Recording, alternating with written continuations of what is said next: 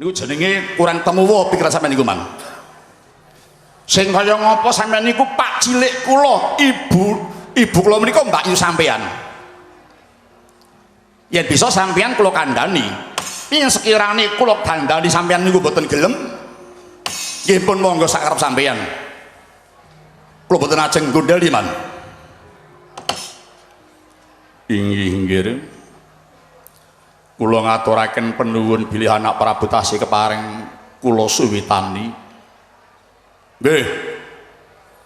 Selajengipun pun Bapa nyuwun dawuh. Kula badhe kadohan menapa nggih. Sampeyan ora tak gawe apa-apa. Mung kula kengken nunggu praja sebab kula ajeng kisah, Man. Lho. Anak Prabu badhe jengkar dateng pundi? Kula ajeng minggah dhateng Kayuwangan Puspawedhar. Badhe manggi Kakang Bathara Daneswara inggih Kakang Danapati. Kula nuwun sewu. Priyun? Mbok bilih dipun keparengaken wuninga wonten wigatos ingkang pundi dene sinuwun ngersakaken pinanggih dhateng Kang Raka Bathara Daneswara nggih. Paman Prasto. Batin kula mboten trima yen kula Ratu Gobindraka mung dikilani dada kalih Ratu Keri Sirama Wijaya. Man, kula mpun nyebar telik sandi pados isik melik. Rama sak munyuk-munyuke niku pengapesane ana ngendi? Paman, kula sampun nampi keterangan saking telik sandi ing banget kena dipersaya. Inggih. Jebul pengapesane Rama sak antek-anteke niku mapan wonten kembang jenenge kembang Dewaretna, Man. Sekar Dewaretna. Nggih. Cekake kula saged numpes Prabu Rama sak balane. Waton kula saged nyepeng kembang Dewaretna. Mongko kula ngertos kembang Dewaretna wektu niki sing nunggu Kakang Danapati. Mila Paman Patih, kula njaluk pamit arep tilik Kakang Daneswara kalih babar pisan ajeng kula jaluk kembang Dewaretna, Man. Oh. Inggih nggih. Syukur bagi sewu dene paduka anak Prabu sampun pirsa dhumateng pengawasaning Prabu Rama sak wadyabala. Ih. Mboten langkung pun bapa nderek memuji. Mugi-mugi pikantuk damel jengkar paduka anak Prabu. Atur nuwun sampeyan ndongake ten kula. Ning upama mboten sampeyan ndongake, kula nggih pun mesti entuk gawe wong wis genah nggone. Nun inggih. Derajat nun inggih wonten ing Rama Dewaji. Pasyawakan Bubarna. Kowe ora susah nguntapke budalku. Sebab mundak ngawis tarani lakuku lan bisa njugarake marang karepku. Mekaten iya. Boten pareng nderek dateng jawining kraton ora sah kowe mangkat sak jawaning kraton. Cukup ingsun dhewe. Nun inggih.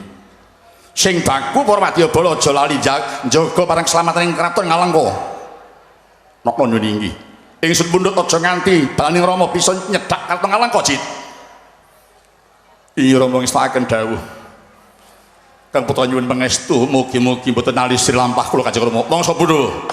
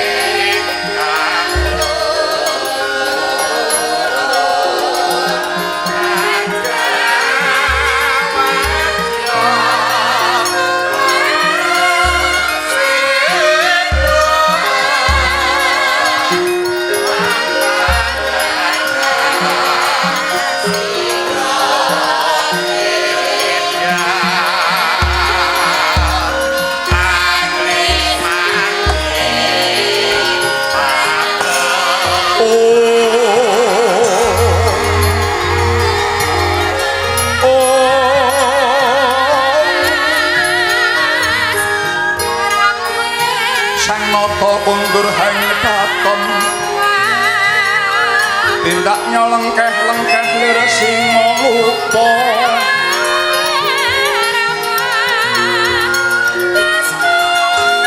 kahayang para badaya srimpi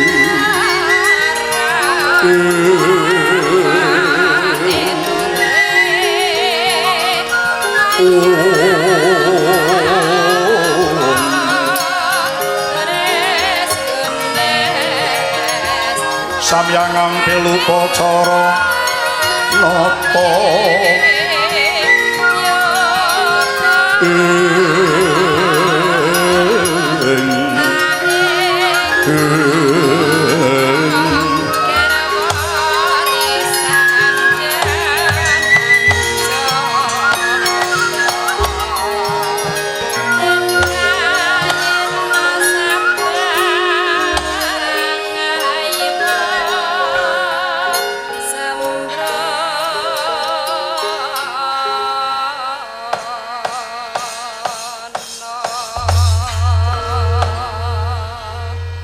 sampun kundur hangraton Sang Prabu Budasamuka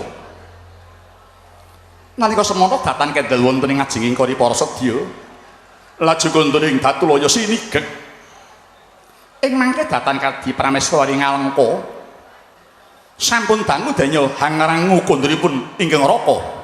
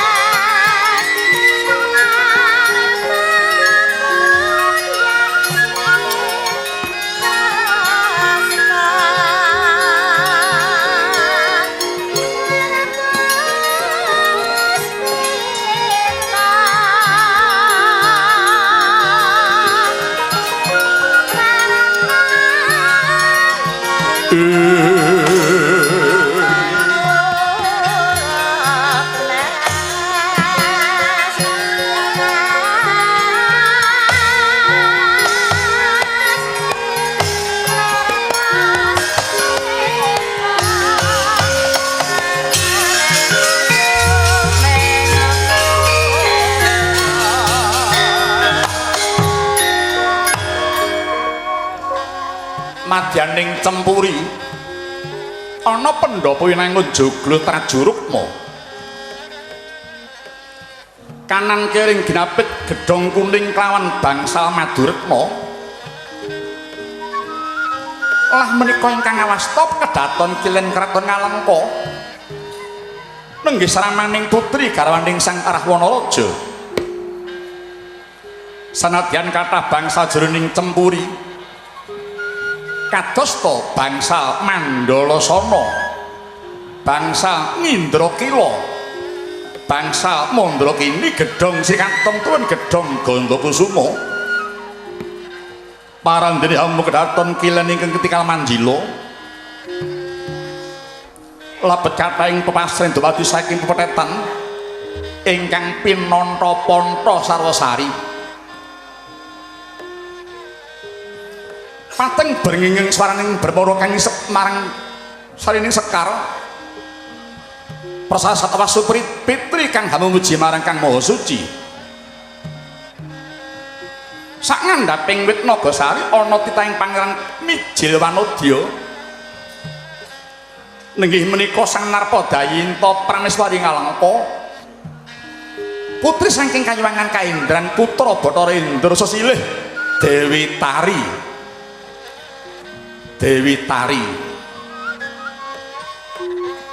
iling-iling Wanodya atmajaning dewa ing tansah winlet guna pangawikan tuwuk ing wulang ngarih kautaman ora mokal lagak lagu-lagu lalageanira sarwa darana datang ngetingalaken patrap Deksura Dumeh Garwanata endahing wartetan wonten kamapak ana awit menika widodari ngangge jawantah ketinga panulu jenar ambeng likiris dedek rangkong ngrikmot njanges ngembang bakung mestaka sedeng maesan pelarapan nyila cendani pilingan hanapak palu sogokan kaya pinatut ketep atap ritinata sosinome hamicis panjrah godhek sedeng udhep turi pengarasan aramping uwang hanyangkal putung imba wulan temanggal sinambungan otot bayu katon pinulas idepe tembanging tawang netra liyep ndamar kanginan grana ngrungi latya manggis karengat waja petak miji timun jonggong manglung-anglung gadung dodo wijang bebayu katon ngarencang payudara hanyengkir gading dan kembeni ketingal munguk-munguk pamidangan antara Jurukma lambung hanawan kemet cetek mungapot susliwat pupu hamukan gangsir garis lurus turut amrit kempol kiyal ngemanak kencet lenggang moyo-moyo tungkak bunder lir jinongko terora meletek drijine urut jejempol dari sirah sarpa asta nggedewa gadeng racikan hamucuk Tanjung esme pait madu ayune kaya perawat saka palur nalika semono nuju lenggah angerantos kunduripun Sang Prabu Rahwana ing mangke biwis miyarsa tengara purnaning pasewakan daya-daya Dewi Tari mandhap saking palenggan gupuh-gupuh ngasta Tirta Sundus Taman kakamiji dhateng sampeyan puniki ngrapa Sang Rahwana tanggap sanggih para pasiga nderek marang jengare Sang Dewi Tari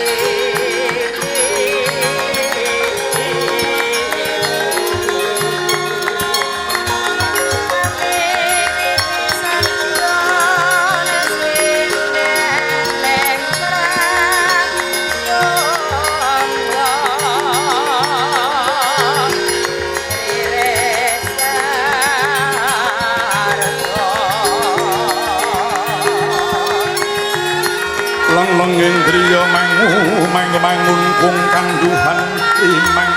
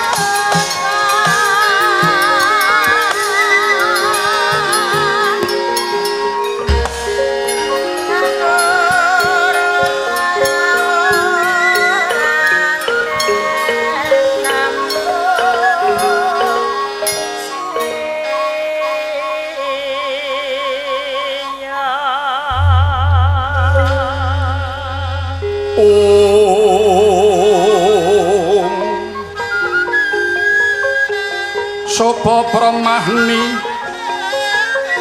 pawanat ringkang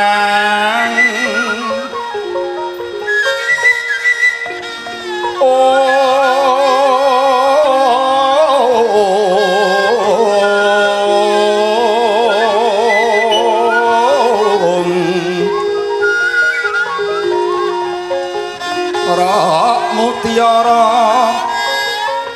heraras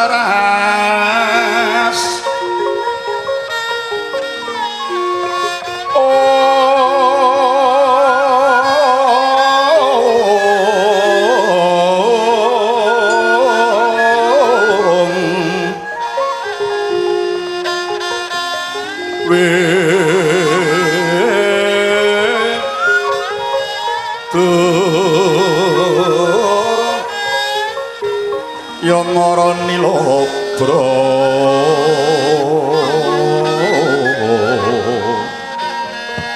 prane pager tunjungnya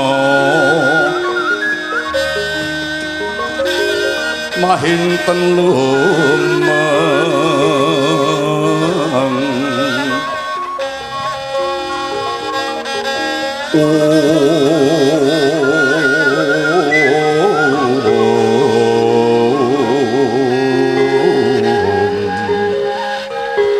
muntap dintening kapura macawi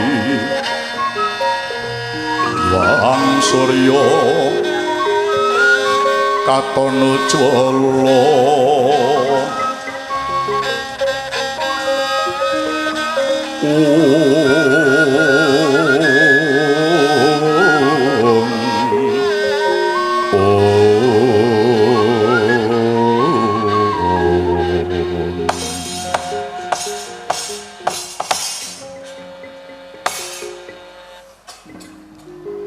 kawula nuwun sinuwun sakundur paduka ngedhaton kula ngaturaken sembah sungkem ugi kunjuk sinuwun ya tak tampa begitu Yayi Dewi Tari Yayi kula wonten dawuh tak sawang awakmu kok saya kuru kuwi ada yang foto, mikir apa? Apa dahare sing kurang cocok? Yayi, dosamu kok isin yen duwe bojo kok kuru kaya ngono kuwi. Pun kakang kuwi seneng bojo sing dedeke dede dhuwur. Pawakne sedhet tur isi. Pakulitane kuning, rambuté sing dawa. Welatane sing padhang. Kaya Dewi Sinta kae lho. Duh sinuwun. Kula ngrumaosi sampun sepuh. Sampun ngantos katanding kaliyan ing tasih enem. Sampun katanding kaliyan tiyang saking pundi-pundi. Yai, kowe kuwi widodari dudu menungso. Kok ngrembug bab tuwa karo nom? Widodari kuwi ora tau tuwa, nom terus ayu terus. Ngerti? Nalika kula wonten kayewangan lakar inggih mekaten. Nanging sareng paduka garwa lajeng kakanthi dhateng Recapada. Dasaripun sampun tetahunan mila inggih lajeng kamanungsan sinuwun. Dados raga kula jiwa kula inggih mboten benten menungsa sinuwun. Oh, ngono. Inggih. Wah, iya. Tak kira susahmu kuwi merga mikir perkara nggonku arep ngrabi Sinta kuwi. Kula babar pisan mboten mikir perkawis paduka badhe palakrama kaliyan Dewi Sinta menapa kaliyan lare Medyun.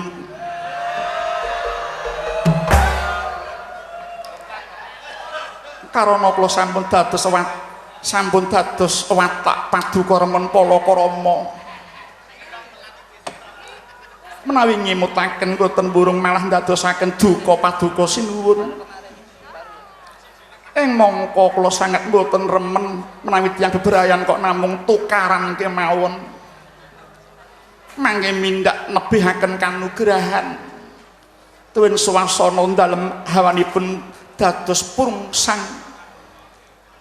Ing mangka dalem menika swarganipun tiyang bebrayan sinuwun. Wah, iya. Syukur bagi sewu yen pikiranmu wis tak lambari pengerten kaya mengkono. Karo maneh kowe kleru. Kowe kleru yen nganti kowe ngelingke gedene ngelikke pun kang ngarep rabi meneh. Lanang rabi meneh kuwi kudune kowe matur nuwun karo wong lanang.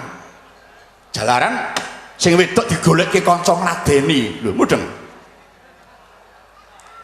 Yen wong lanang orang ngeman karo bojone, ngopo kok rabi meneh kuwi? Ketang tresnane wong lanang marang sing wadon, mula banjur gelem rabi kuwi meneh. Inggih menika penggalian ingkang sae sanget sinuwun. Mugi menika kagem sinuwun piyambak sampun ngantos tumular dhateng sanes. Lho. Nular ya ora apa-apa. Nular mulya kok ora apa-apa. Gitu, Dik. Wadon kabeh mau bisa nyukupi sekabehe. Namung mbok menawi para prayagung sanesipun mesti gadah petung piye? Bilih benjing badhe wonten gesang sak sampunipun seda. Mongko menika sipatipun langgeng sinuwun. Wonten ing ngriku mangke para manungsa ingkang sampun seda sukmanipun badhe ngunduh dhateng tetanamanipun piyambak-piyambak. Badhe ngunduh dhateng wing pakartinipun piyambak-piyambak.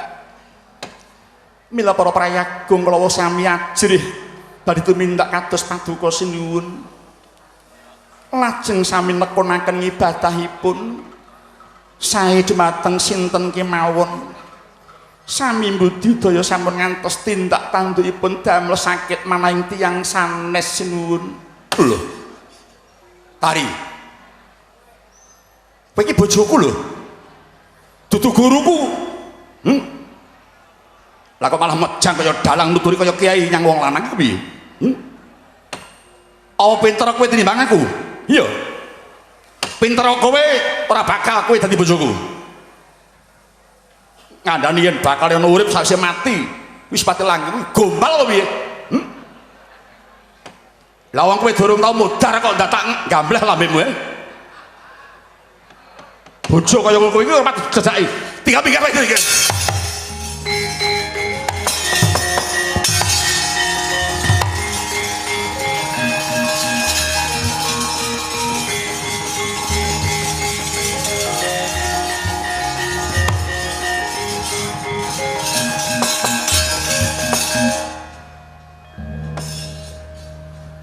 Ingkang sabar nggih Gusti Putri. Iya ya Biyung, aku ora apa-apa kok Biyung. Aku wis apal karo lagu lagon lagiane sinuwun kok Biyung. Ndara Putri, apa bocah mban? Paduka kok nggih kraos wonten mriki ta Ndara Putri. Bagi haluwung kundur mawon dateng Kayuwangan. Kundur kemawon Ndara Putri. Bocah mban sumurupa aku dadi garwane Sinuwun Rahwana mau beteke aku diutus marang Rama Kulun Bathara Indra yaiku kanggo nyelametake Kayuwangan kok bocah mban. Wah yen kuwi cara dadi bojoku wah pas turu tak grujuk bubur panas raine. Wis aja kuwi jenenge KDRT kuwi. Apa kuwi?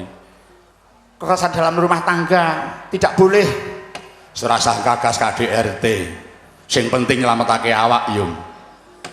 Aja terus semekean demi wong lanang bisa blonjo wae. Tetap tidak boleh ada KDRT, Nduk. Kuwi kudu sinau sabar kaya Gusti Putri iki. Wong kuwi duwe watak dewi-dewi kok yung. Kok kon padha ya tidak bisa to mak ning yen mboko sithik gelem ngowahi lan dikulinake saben dina tak kira ya ana kacake kok Nduk. Mari ya mung sedhela mengko suwe-suwe ya umrik meneh. Bocah dikandani kok malah maido. Ayo maido wong Biyung wis tau kandha dhewe yen watuk kuwi bisa ditambani. Ning yen jenenge watak kuwi jare mari ini digawa mati. Kuwi rak dhisik ngono kuwi ning saiki wis ora ngono kok Nduk jalaran wis ana pergeseran budaya kok nggih. Watak kuwi dudu budaya mak watak kuwi dididikane wong tuwa wit isih diteteki isih bayi mula dadi wong tuwa kudu ngati-ati tindak sak tanduk wong tuwa kuwi dadi tepa tulodo karo anak. Lho lah kok kowe malah nuturi aku Aku ora nuturi mung ngelingke kok tembungmu sengol kowe karo wong tuwa kok sengol kuwi lagi payu rong taruh karo ngopo kok cengol ambek aku gak lali rasa dikandani panjen wong tuwa ki akeh-akeh golek menangi dhewe aku ora golek menang mung nuturi kowe yen kowe gelem tak tuturi iki kok malah padha kejegan karepe dhewe-dhewe. Biyung karo anak kok kaya sono karo kucing. Nah, piye galo? Bendaramu nganti jengkar mergo saka tekonmu kuwi. Ora saka aku ning saka Biyung dhewe. Wis ayo ndang nembang. Ora sak nembang-nembeng. Suasana kacau yang ngene kok nembang. Nembang mengko yen wis adem situasine yen mengko kewengen ora apa-apa kok nggon gara-gara nek kowe gelem nunggu nek ora gelem ya kana mulya.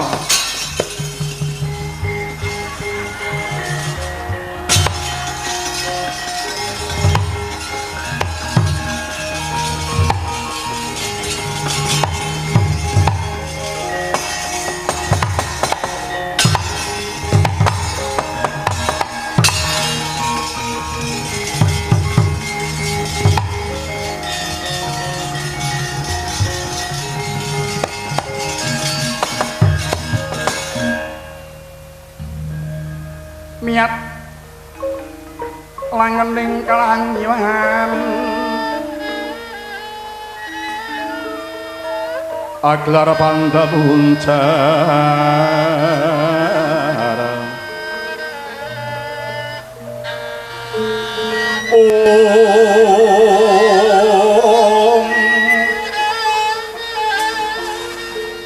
tinon lir kekunang suram sorote tanpa padang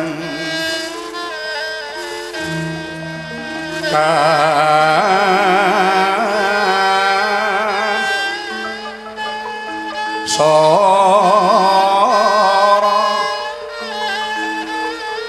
lan pajaring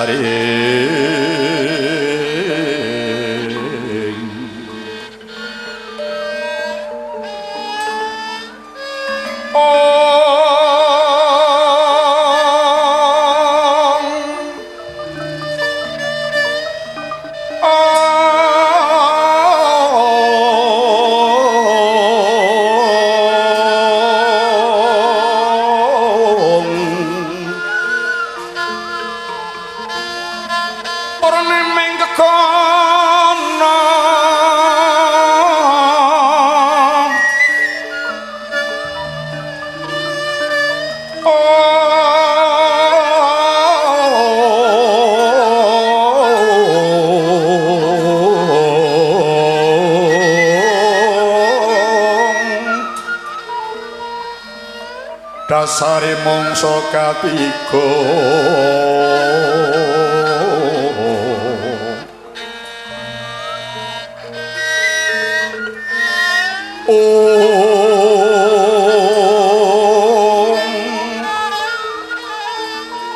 himohanaweng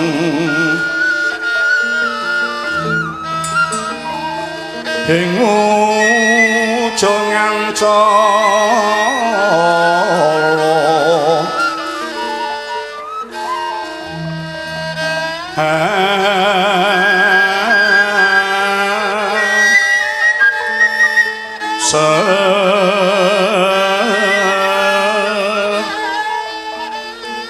nang karya wigena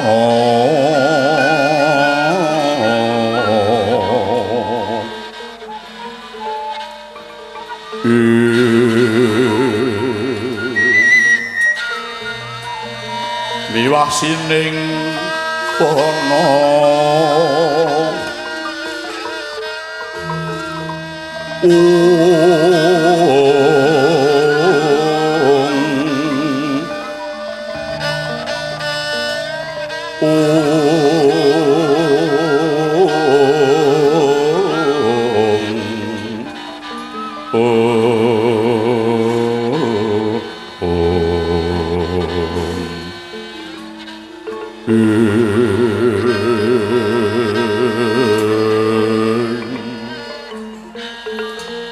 Wreksa gung tinunu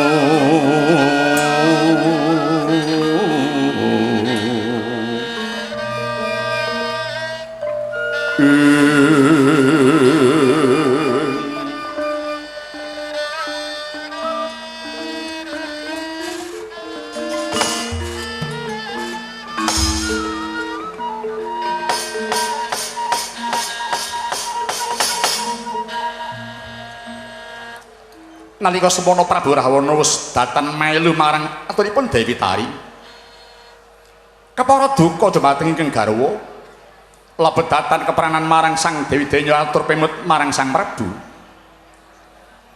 mila boten darsa ngunjuk nadyanto sampun cemawis pun ngrampadan kebat pindha kilat kesilan ping tatit Sang Rahwana Denya minggah mring kayuwangan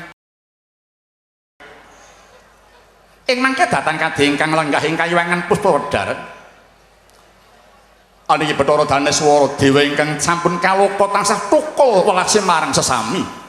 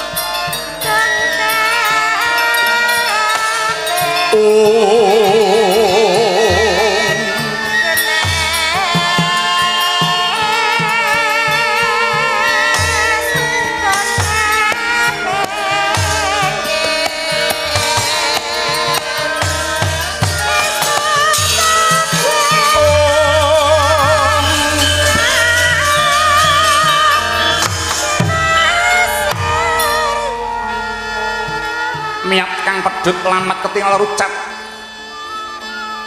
satemeh mujiwat penengke blat persasat datan noncat saking purbaning kodrat Bagaskara katon ngalila cahya naratas ujung ngancala dadi ngegelo siraping kayuwangan puspa wedhar sirap dumadi saking kayu kastuba kang pinlas pada kayu wanggung hangeng wong ing ukir cangkrik lungging gadhong cineplok kang sekar tanjung saka guru kayu klepu cinakep ukup cacah 8 hadeging saka sinangga Pagung Silakartika sinungging kuduping kembang kang lagi gumana blandaring pandhapi dumadi saking kayu cendana sari ing saben pojok kinancing rukmi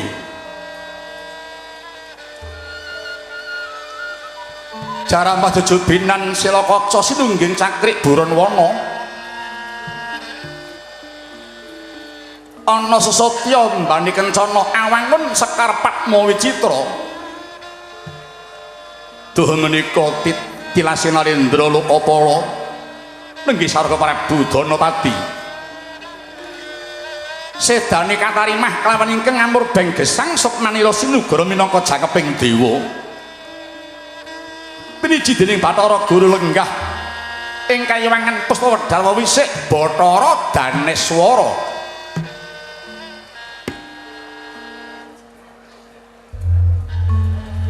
nalika semono ketingal lenggah anggone raras daring Pantara dangu katung kepratanipun Narendra ngalengka nenggih Prabu Rahwana mesming merdaya Bathara Daneswara sigra ngacarai lenggah marang kang katemben prapti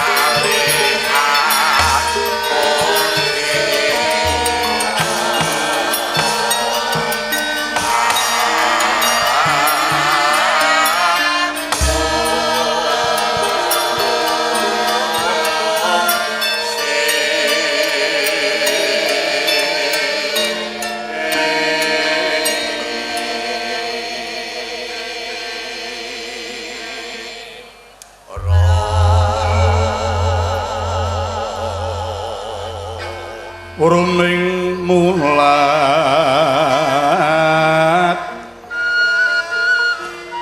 Urming mulat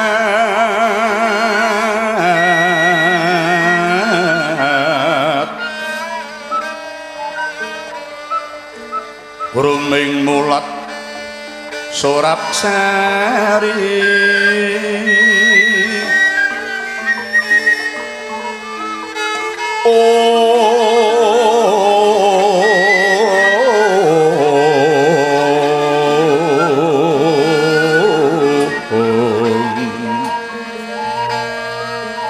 Urming mulat Surabsari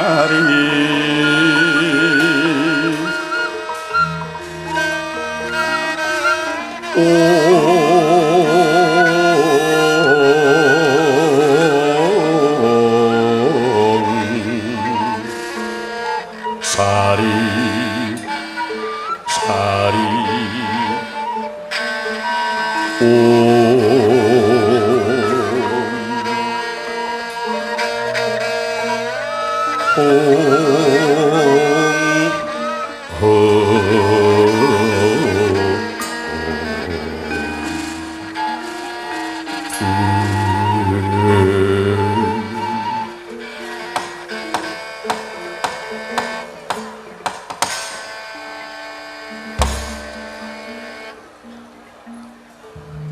pengilahing masih dam sekaring bawono langgeng ndak wis padhake kadang Kyai Prabu Rahwana ingkang prapten Pandhapa kayiwangan Puspawedah mengkoto Yai Prabu Rahwana paran padha raharja praptaning kadang para siadya ning kayiwangan kene Yai Manik Raja Dewaku Mas mula wintenku ya bandaku ya donyaku ya amalku dhewe. Ya Kakang Pukul Daneswara. Entuk pangestumu lulus raharja tekan aku niskala.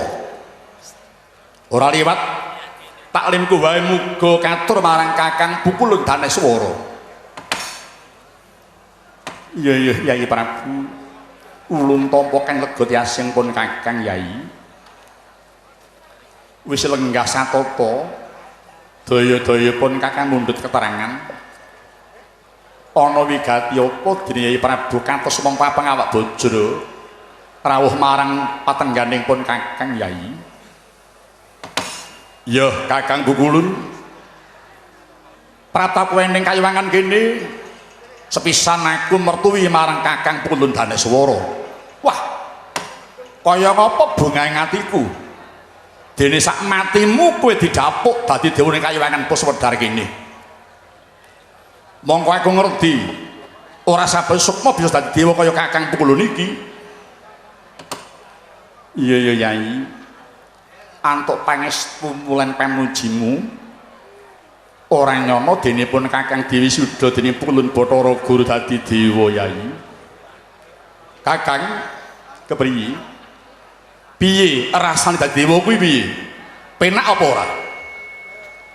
Yai, rasane ayem tentrem nikmat pumangat. Bebasan warak kang tanpa mangan, seger kang tanpa ngunjuk, betah melek kang tanpa nindra, seneng kang tanpa nyanding marang pekareman Yai Prabu. Ngono. Iya Yai. Supaya sakwise mati bisa dadi dewa kaya kowe kuwi syaratnya apa wae Kakang Pengulun?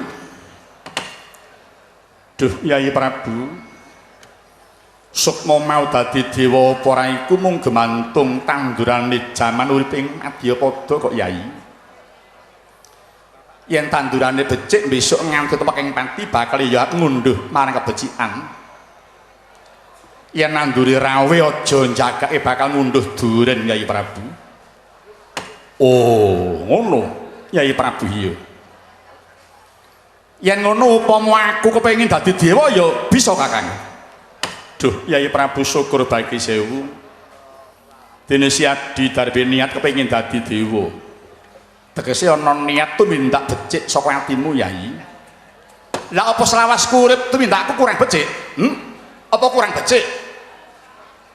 Yai Prabu tumindakmu becik apa ora iku dudu pun Kakang kang mangerteni ning sejatine sira dhewe ingkang nyumurupi Yai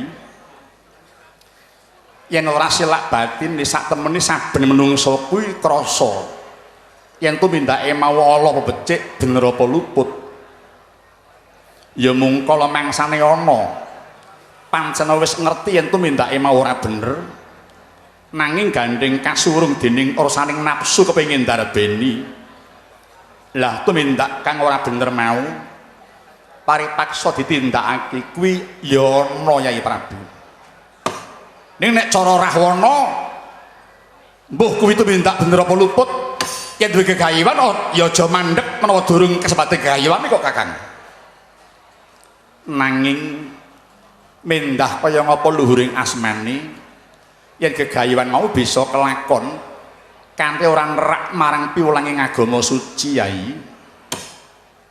Kakang Pengulun penemu kuwi ora kudu padha. Ngelingono akeh penemu iku ora beda kaya cacahe wong kuwi kabeh.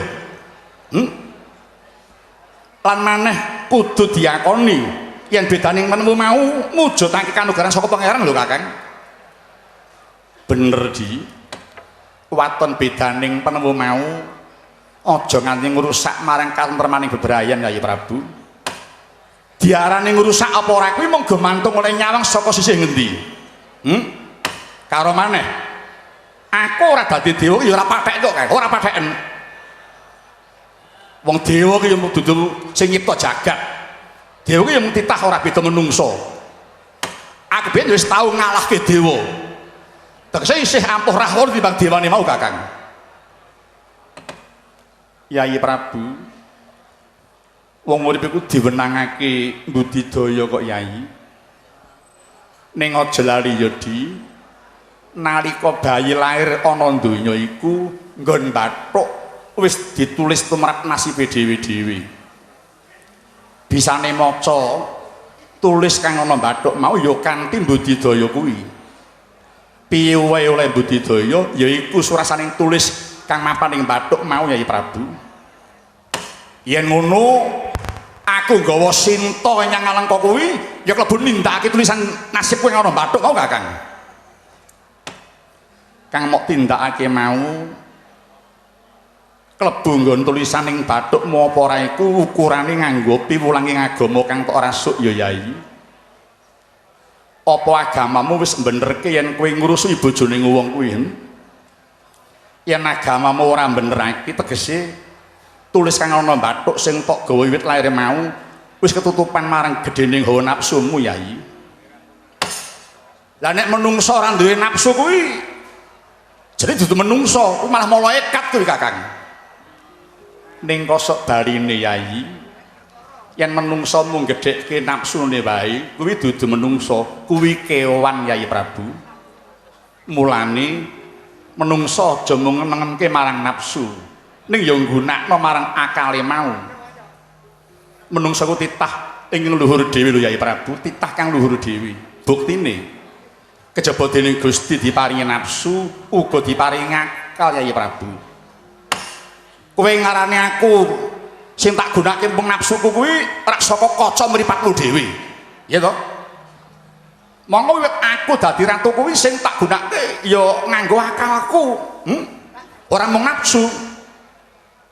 Nanging akalmu tok nggo ngakali wong liya Yai. Lah kuwi ya tenemune ora becik Yai Prabu. Wis aja kebacut-bacut oleh padha adu penemu mengko mundhak ora prayoga dadine. Ngelingono awake dhewe iki wis jejer dadi pangarsa. Siadi dadi pangarsaning para kawula sak Ngalengka. Ala-ala pun Kakang uga wis didhapuk dadi pangarsaning Dewing Puspawadar kene Yai. Yen nganti ratu karo pangarsaning dewa sing padha-padha lenggah ana dhuwur, kesuwen oleh padha padu utawa padha adu penemu, mesake sing ana ngisor ya Di. Mengko mundhak padha ngerekake bala kekuatane dhewe-dhewe ingkang tundhane saya mimbuhi miris atining bebrayan lan mundhak nemen laraning negara ya Yai.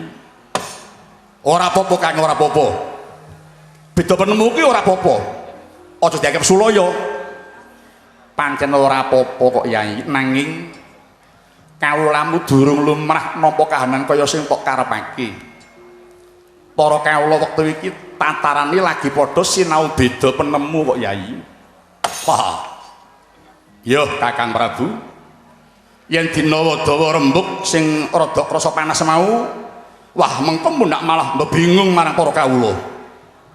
Yai Prabu iya. Ngene ya Kang. Mulane aku prapta ana kene iki kejaba aku wis kangen karo Kakang Daneswara. Kang wiwigati maneh yaiku aku bakal nyilih kembang Dawerna kang sira tunggu iki Kakang. Mengko dhisik Yai. Siadi mundhut ngambil kembang Dawerna kuwi arep digawe apa? Mulane aku nyilih kembang Dawerna mung tanggung ngayem-ayem pikiranku ning kedaton kok Kang. Nadyan aku ya wis duwe tanduran kembang sing asale saka sak donya. Ning wektu iki aku entuk wangsit. Wangsit kepriye Yai? Ora bakal tentrem uripku yen aku ora nyanding kembang Dawerna. Mula aku banjur sowan Kakang Pukulun iki. Syukur bagi ora mung nyilih kepara kembang mau diwenehi aku malah saya matur nuwun Kakang Pukulun. Yai Prabu, bi Ruhanono Yodi Mulanipun Kakang kadhapuk dadi dewaning Puspakedar iki. Iya merga pun Kakang pinasran dening Pukulun Bathara Guru. Ndikake rumeksa kembang Dewarna aja kangsiwasa ing kayuwangan kene Yai. Wanti-wanti sabdaning Pukulun Manikmaya yen nganti kembang mau wasaka kayuwangan kene ora wurung pun Kakang bakal dilorot nggonku dadi dewa. Mula Yai yen siya diwelas marang pun Kakang ndak suwun Yai Prabu aja ngowah-owah kembang Dewarna saka kayuwangan kene ya Di. Oh, ngono. Yai Prabu iya. Oh, ya wis. Yen pancen Bathara Guru wis meling ngono kan marang Kakang Daneswara, aku ora wenang meksa Kakang. Nadyan sak temene olehmu dadi dewa kuwi jane merga lantaran saka aku. Saka aku. Ya apa ora? Buktine biyen yen kuwi ora tak pateni, mokah bisa dewa kaya ngene iki. Ya toh? Wis diwis. Yai Prabu ora perlu mbaleni lakon kang kepungkur. Sabab aku uga ora ngeling-eling lakon kang wis dilakoni ya Di. Mengko mundak nuwuhake daredah padha kadang meneh Yai Prabu. Leng-lenging driya mangu mangun kum kanduhan rimang lerlena tanpa kahanin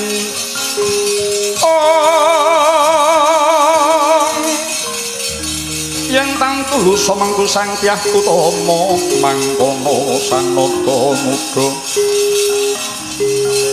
Gus nyolon ngrepo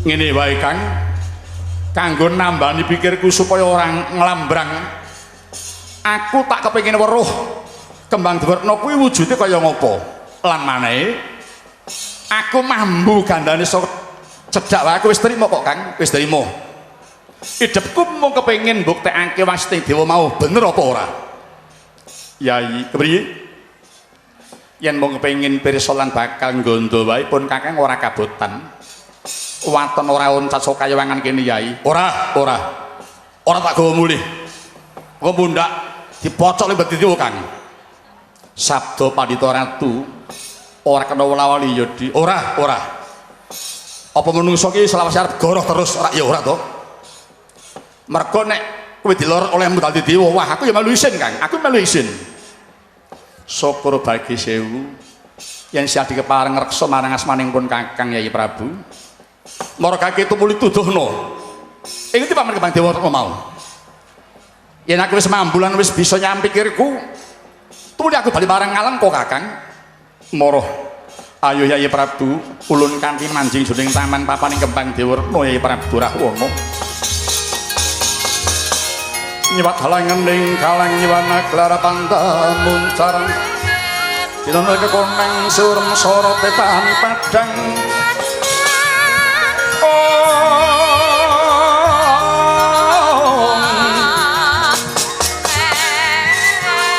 kasran pacaring porong ameng kono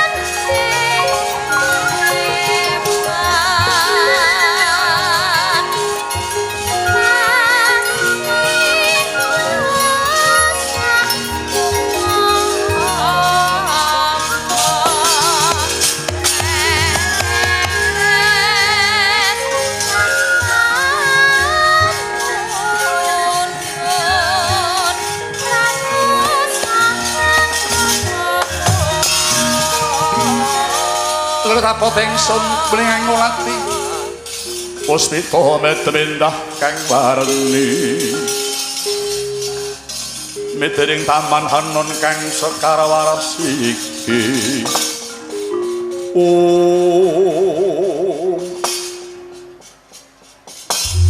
Kakang Pukulun priye yai apa kuwi kang sinebut kembang dawarekna Kakang kepara nyata di piwujuding kembang dawarekna Yai Prabu